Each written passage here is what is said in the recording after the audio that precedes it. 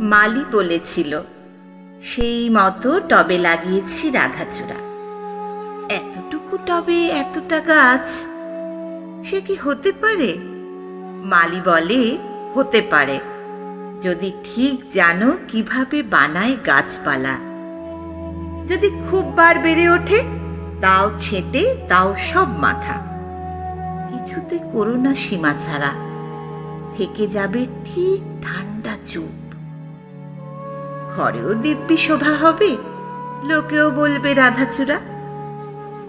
সবাই বলেছিল ঠিক, শুধু মালি যা বলেনি সেটা হলো, সেই বার নিচে চারিয়ে যায়, শিকড়ে শিকড়ে মাথা খোঁড়ে, আর এখানে ওখানে মাটি ফুঁড়ে হয়ে ওঠে এক অন্য গাছ।